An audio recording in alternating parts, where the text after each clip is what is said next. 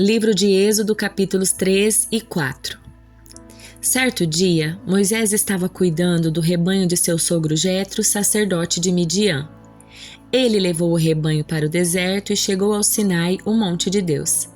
Ali, o anjo do Senhor lhe apareceu no fogo que ardia no meio de um arbusto. Moisés olhou admirado, pois embora o arbusto estivesse envolto em chamas, o fogo não o consumia. Que coisa espantosa, pensou ele. Por que o fogo não consome o arbusto? Preciso ver isso de perto. Quando o Senhor viu Moisés se aproximar para observar melhor, Deus o chamou do meio do arbusto. Moisés, Moisés. Aqui estou, respondeu ele. Não se aproxime mais, o Senhor advertiu. Tire as sandálias, pois você está pisando em terra santa. Eu sou o Deus de seu pai, o Deus de Abraão, o Deus de Isaque e o Deus de Jacó. Quando Moisés ouviu isso, cobriu o rosto porque teve medo de olhar para Deus. Então o Senhor lhe disse: Por certo, tenho visto a opressão do meu povo no Egito. Tenho ouvido seu clamor por causa de seus capatazes. Sei bem, eles têm sofrido, por isso desci para libertá-los do poder dos egípcios e levá-los do Egito a uma terra fértil e espaçosa. É uma terra que produz leite e mel com fartura, onde hoje habitam os cananeus, os hititas, os amorreus, ferezeus, heveus e jebuseus. Sim, o clamor do povo de Israel chegou até mim, e eu tenho visto como os egípcios o tratam cruelmente. Agora vá, pois eu o envio ao faraó. Você deve tirar o meu povo, Israel, do Egito. Moisés, porém, disse a Deus: Quem sou eu para me apresentar ao faraó? Quem sou eu para tirar o povo de Israel do Egito? Deus respondeu: Eu estarei com você. Esse é o sinal de que eu sou aquele que o envia. Depois que você tirar o povo do Egito, vocês adorarão a Deus neste monte. Moisés disse a Deus: Se eu for aos israelitas e lhes disser: O Deus de seus antepassados me enviou a vocês, eles perguntarão: Qual é o nome dele? O que eu devo dizer? Deus respondeu: Eu sou o que sou. Diga ao povo de Israel: Eu sou, me enviou a vocês. Deus também instruiu Moisés: Diga ao povo de Israel: Javé, o Deus de seus antepassados, o Deus de Abraão, Isaque e Jacó, me enviou a vocês. Esse é o meu nome para sempre, o nome pelo qual serei lembrado de geração em geração. Agora vá e reúna os líderes de Israel. Diga-lhes que Javé, o Deus de seus antepassados, o Deus de Abraão, Isaque e Jacó, lhe apareceu e disse: Tenho observado atentamente e vejo como os egípcios os têm tratado.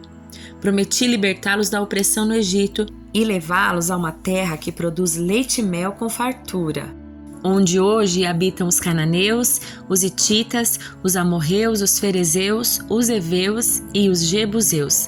Os líderes de Israel aceitarão sua mensagem. Em seguida, você e eles se apresentarão ao rei do Egito e lhe dirão: O Senhor, o Deus dos Hebreus, veio ao nosso encontro. Agora pedimos que nos permita fazer uma viagem de 3 dias ao deserto para oferecermos sacrifícios ao Senhor nosso Deus. Eu sei que o rei do Egito não os deixará ir, a não ser que uma mão poderosa o force. Por isso levantarei minha mão e ferirei os egípcios com todo tipo de milagres que farei no meio deles. Então, por fim, o faraó os deixará ir. Farei que os egípcios sejam bondosos com os israelitas, e assim vocês não sairão do Egito de mãos vazias. Toda mulher israelita pedirá de suas vizinhas egípcias e das mulheres que as visitam artigos de ouro e prata e roupas caras, com as quais vestirão seus filhos e suas filhas. Desse modo, vocês tomarão para si as riquezas dos egípcios. Moisés respondeu: E se não acreditarem em mim, ou não quiserem me ouvir? E se disserem: O Senhor nunca lhe apareceu? Então o Senhor lhe perguntou: O que você tem na mão? Uma vara, respondeu Moisés. Jogue-a no chão, disse o Senhor. Moisés jogou a vara no chão e ela se transformou numa serpente. Moisés fugiu dela, mas o Senhor lhe disse: Estenda a mão e pegue-a pela cauda. Moisés estendeu a mão e pegou a serpente, e ela voltou a ser uma vara. Então o Senhor lhe disse: faça esse sinal e eles acreditarão que o Senhor, o Deus dos seus antepassados, o Deus de Abraão, de Isaque e de Jacó, de fato lhe apareceu. O Senhor também disse a Moisés: agora coloque a mão dentro do seu manto. Moisés colocou a mão dentro do manto e quando a tirou, ele estava com lepra branca como neve. Coloque a mão dentro do manto outra vez, disse o Senhor. Moisés colocou a mão dentro do manto outra vez. Quando a tirou, ela estava tão saudável quanto o resto do corpo. Disse ainda: se eles não acreditarem em você e não se deixarem convencer pelo primeiro sinal, serão convencidos pelo segundo. Se não acreditarem em você nem o ouvirem depois desses 2 sinais, tire um pouco de água do rio Nilo, derrame-a sobre a terra seca. Quando fizer, a água do Nilo se transformará em sangue na terra. Moisés, porém, disse ao Senhor: ó Senhor, não tenho facilidade para falar, nem antes nem agora que falaste com teu servo. Não consigo me expressar, me atrapalho com as palavras. O Senhor perguntou a Moisés: quem forma a boca do ser humano? Quem toma o homem mudo ou surdo? Quem o torna cego ou o faz ver? Por acaso não sou eu o Senhor? Agora vá. Eu estarei com você quando falar e o instruirei a respeito do que deve dizer. Por favor, Senhor, suplicou Moisés, envia qualquer outra pessoa. Então o Senhor se irou com Moisés e lhe disse: e quanto a seu irmão Arão, o levita, sei que ele fala bem. Veja, ele está vindo ao seu encontro e se alegrará em vê-lo. Fale com ele e diga as palavras que ele deve transmitir. Estarei com vocês 2 quando falarem e os instruirei a respeito do que devem fazer. Arão falará por você diante do povo. Ele será seu porta-voz e você será como Deus para ele. Leve com você a vara e use-a para realizar os sinais que eu lhe mostrei. Moisés voltou à casa de Jetro, seu sogro, e lhe disse: por favor, permita-me voltar ao Egito para procurar meus parentes. Nem sei se ainda vivem. Vá em paz, respondeu Jetro. Antes de Moisés partir de Midian, o Senhor lhe disse: volte ao Egito, pois todos que queriam matá-lo já morreram. Então Moisés tomou sua mulher e seus filhos, montou-os num jumento e voltou para a terra do Egito. Levava na mão a vara de Deus. O Senhor disse a Moisés: quando chegar ao Egito, apresente-se ao faraó e faça todos os milagres para os quais eu o capacitei. Contudo, endurecerei o coração dele para que se recuse a deixar o povo sair. Você dirá ao faraó: assim diz o Senhor: Israel é meu filho mais velho. Ordenei que você deixasse meu filho sair para me adorar. Mas uma vez que você se recusou, matarei seu filho mais velho. No caminho para o Egito, no lugar onde Moisés e sua família haviam parado a fim de passar a noite, o Senhor o confrontou e estava prestes a matá-lo. Mas Zípora pegou uma faca de pedra e circuncidou seu filho. Com o prepúcio tocou os pés de Moisés e lhe disse: agora você é para mim um marido de sangue. Quando disse um marido de sangue, estava se referindo à circuncisão. Depois disso, o Senhor deixou Moisés. O Senhor tinha dito a Arão: vá ao deserto ao encontro de Moisés. Arão foi, encontrou Moisés no monte de Deus e o saudou com um beijo. Moisés contou a Arão tudo o que o Senhor havia ordenado que ele dissesse e falou também sobre os sinais que deveria realizar. Então Moisés e Arão voltaram ao Egito e convocaram uma reunião com todos os líderes de Israel. Arão lhe comunicou tudo o que o Senhor tinha dito a Moisés, que realizou os sinais diante deles. O povo de Israel se convenceu de que o Senhor tinha enviado Moisés e Arão. Quando ouviram que o Senhor se preocupava com eles e tinha visto seu sofrimento, prostraram-se e o adoraram. Salmo de número 14. Ao regente do coral, Salmo de Davi. Os tolos dizem em seu coração: não há Deus. São corruptos e praticam o mal. Nenhum deles faz o bem. O Senhor olha dos céus para toda a humanidade, para ver se alguém é sábio, se alguém busca a Deus. Todos, porém, se desviaram, todos se corromperam. Ninguém faz o bem, nem sequer um. Acaso os que praticam o mal jamais aprenderão? Devoram o meu povo como se fosse pão e nem pensam em orar ao Senhor. Grande terror se apoderará deles, pois Deus está com os que lhe obedecem. Os perversos frustram os planos dos oprimidos, mas o Senhor protegerá o seu povo. Quem virá do monte Sião para salvar Israel?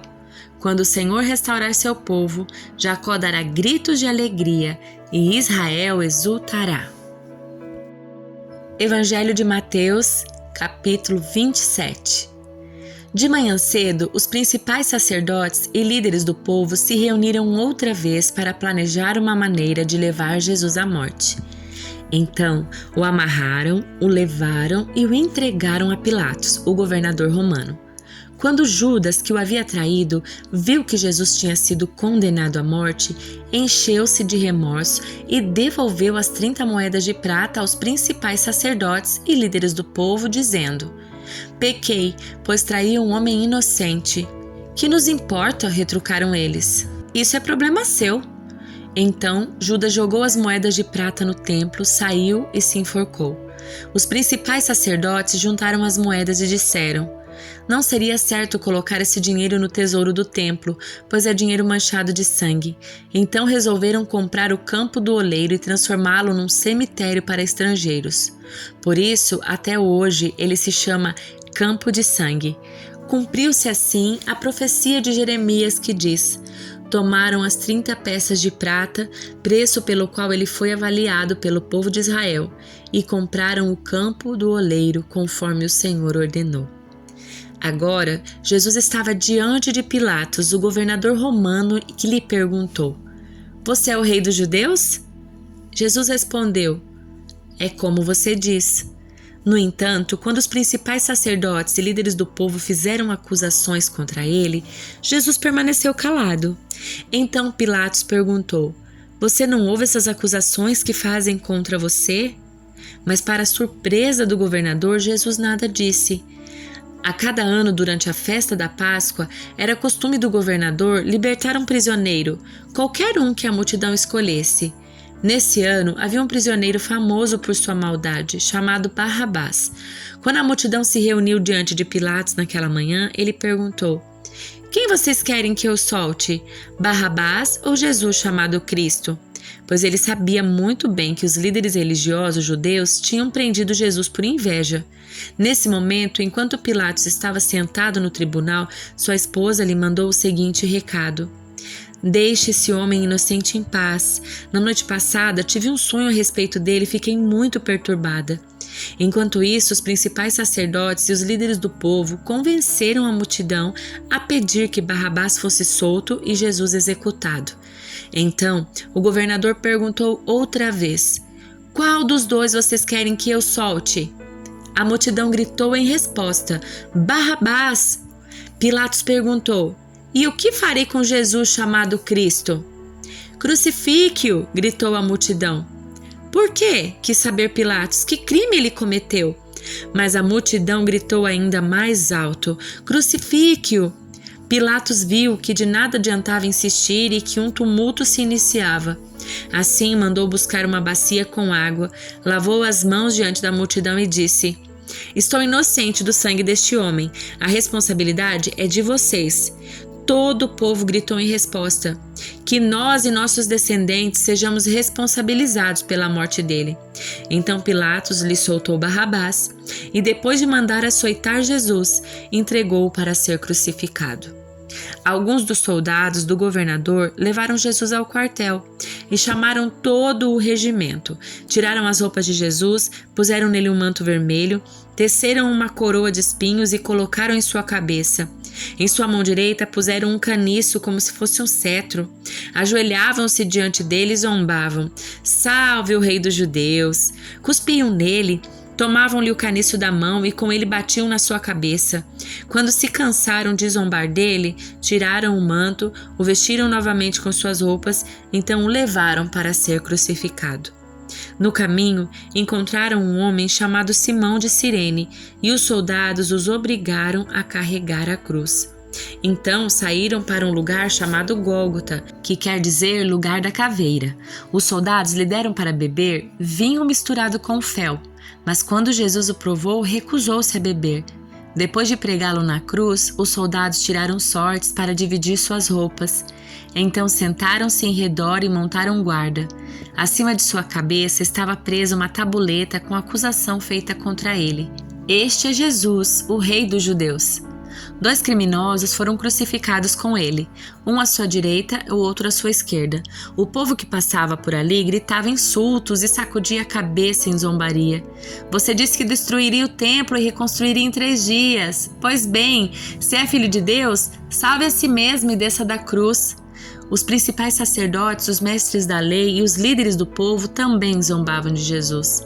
Salvou os outros, mas não pode salvar a si mesmo, diziam. Quer dizer que ele é o rei de Israel? Que desça da cruz agora mesmo e creremos nele.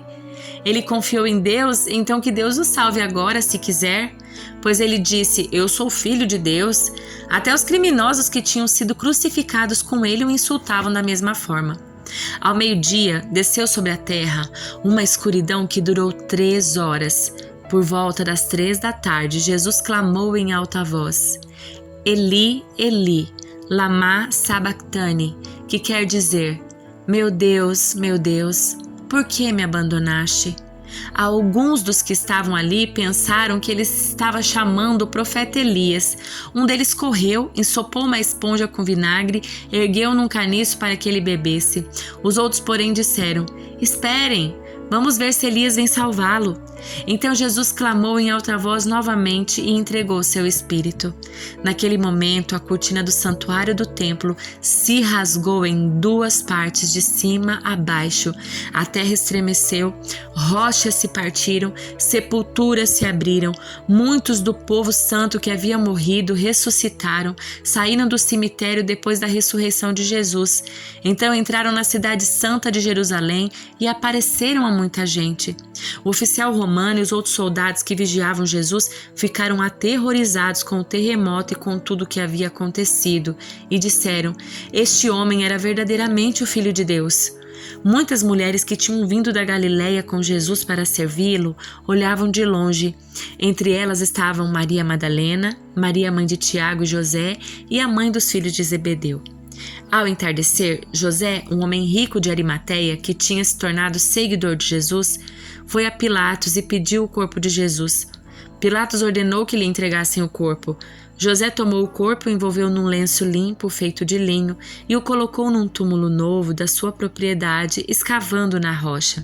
Então rolou uma grande pedra na entrada do túmulo e foi embora. Maria Madalena e a outra Maria estavam ali sentadas em frente ao túmulo. No dia seguinte, no sábado, os principais sacerdotes e os fariseus foram a Pilatos e disseram: Senhor, lembre-se que quando ainda vivias, aquele mentiroso disse: depois de 3 dias ressuscitarei. Por isso pedimos que lacre o túmulo até o 3º dia. Isso impedirá que os seus discípulos roubem o corpo e depois digam a todos que ele ressuscitou. Se isso acontecer, estaremos em pior situação que antes. Pilatos respondeu: levem soldados e guardem o túmulo como acharem melhor. Então eles lacraram o túmulo e puseram guardas para protegê-lo.